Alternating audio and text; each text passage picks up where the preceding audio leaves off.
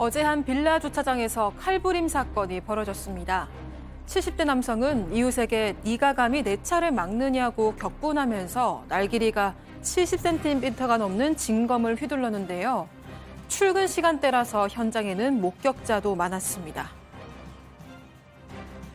경찰차가 급하게 가니까 뭐야 아침에 이렇게 해가지고서 그쪽을 보니까 얼굴게 해가지고 무슨 수박을 여러 개 깨놓은 걸 쌓아둔 것처럼 있는 물체가 있는 거예요. 그게 사람인 줄 몰랐어요 처음에. 손목이 잘린 피해자는 병원으로 옮겨졌지만 과다출혈로 끝내 숨지고 말았습니다. 범행을 저지른 남성은 결국 검거되는데요. 이 남성, 보령의 무술인으로 방송에도 여러 차례 출연했던 인물이었습니다. 주차 시비 끝에 살인으로까지 이어진 이번 사건을 좀 더 자세하게 들여다보겠습니다. 자, 어제도 잠깐 전해드렸죠.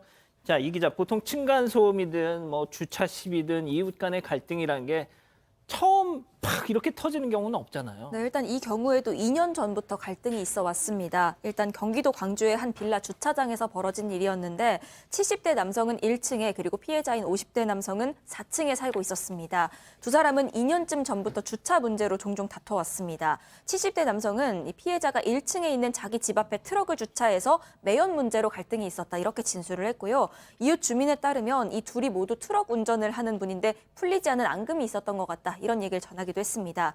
사건 당일에도 어제 아침 7시쯤이었는데 빌라 주차장에서 주차 시비가 붙었습니다. 70대 남성은 이웃 주민이 본인 차량을 가로막았다는 이유로 싸움을 벌이다가 갑자기 집 안으로 들어가서 일본도를 꺼내왔습니다. 자, 그 일본도 길이가 70cm, 그렇죠. 진검을 갖고 나왔습니다. 날 길이가 70cm입니다. 진검이고 총포 화약류 도검류에 관한 법률에 따라서 이런 진검 같은 경우는 허가를 맡아야 되거든요. 2015년도에 소지 허가를 받고 일본도를 평소 집에 보관했던 걸로 전해지고요. 목격자의 얘기에 좀 따르면 말리려고 했는데 이 70대 이 남성이 진검을 마구 휘두르면서 말을 듣지 않았다고 하고요. 이 자른 다음에 피해자가 좀 넘어졌는데도 계속적으로 찔렀다고 하고 결국은 손목이 절단이 됐고 부상을 입고 가다출혈로 이제 병원으로 이송이 됐는데 결국은 사망을 한 그런 사건입니다. 자, 앞서 그 사진 다시 한 번만 좀 보여주실래요? 지금 피의자 70대 남성. 실제 예전에 방송에 나와서 저렇게 진검을 이번에 쓰인 그 칼인지는 흉기인지는 저희도 모르겠습니다만 저걸 막 시범을 보이는 장면이 저렇게 보입니다. 자, 소장님. 네. 이게 너무 엽기적이에요. 그러니까요. 저렇게 뭐 무술을 가지고 이렇게 여러 군데 인터뷰했을 정도면 적어도 자기 감정 정도는 좀 컨트롤을 할 수 있어야 되는데 이건 뭐 거의 제정신으로 상태로 한 행동이 아니죠. 근데 이 사람이 그날 지금 술 취했나 혹시 경찰에 그래서 음주 검사를 해봤지만 전혀 음주 뭐 수치도 나오지 않았고요.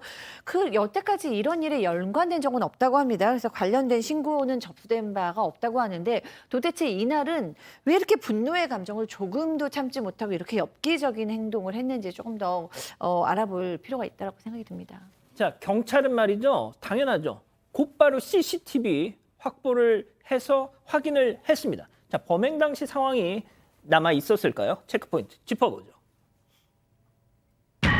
그렇습니다. CCTV가 꺼져 있더라는 거예요. 네, 맞습니다. 일단 이런 경우에 가장 우선 먼저 확보할 증거물이 바로 CCTV 영상일 텐데 확인을 해봤더니 사건 일어나기 직전에 전원선이 뽑힌 상태였다는 겁니다.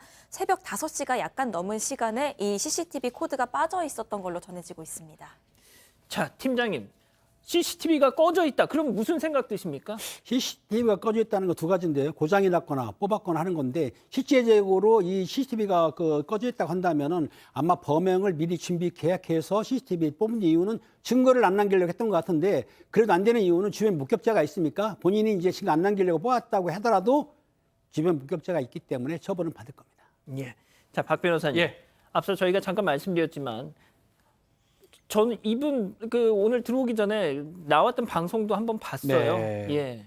고령의 무술인인데 방송에서 좀 탔던 인물로 지금 알려져 있고 원래 제2의 인생을 또 제2막을 산다면서 태권도, 마라톤, 특히 운동을 하면서 뒤늦게 검도까지 지금 배워서 이 도복 입은 채 저 모습들이 방송이 됐던 적이 있습니다.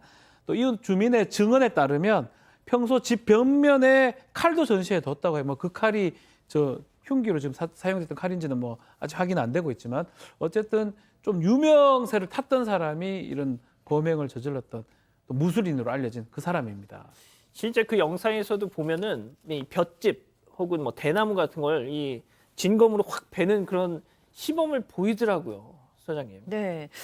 진짜 뭐 저 정도 되면은 뭐 무술 고수인 줄 알고 시청자들도 보잖아요. 근데 그 내면은 전혀 그렇지 못했다는 생각이 들어요. 본인이 지금 그 인터뷰를 할 때 당시 최고령 출연자로 많은 사람들의 관심을 얻었다고 합니다. 그때 뭐라고 얘기했냐면은 진검배기 수련을 지속하면서 연령을 초월해서 소통할 수 있었고 신체적으로 정신적으로 건강해졌다라고 얘기를 했는데 뭐 결국에는 살인을 저지르고 말았습니다. 이 남성 지금 경찰 조사에서 혐의는 모두 인정이 됐고요. 맨 처음에는 살인 미수로 혐의가 되었다가 지금은 살인 혐의로 구속 영장이 지금 신청이 된 상태라고 합니다. 예. 자, 지금 뭐 경찰 조사가 진행 중인데 저희한테 제보가 들어왔습니다. 사건 당시 당일날 경찰 대처에 약간 많이 좀 아쉬움이 있었다 이런 지적을 현장을 목격한 제보자가 전해주셨는데요. 그 얘기 잠깐 들어보시죠. 경찰이 아무도 지혈을 안 해요, 아무도 지혈을 안 하고, 그냥 멀뚱멀뚱 가만히 서 있는 거예요, 그냥. 피해자가 지금 피 나잖아요, 지혈부터 먼저 시키세요. 그렇게 얘기를 했거든요, 제가.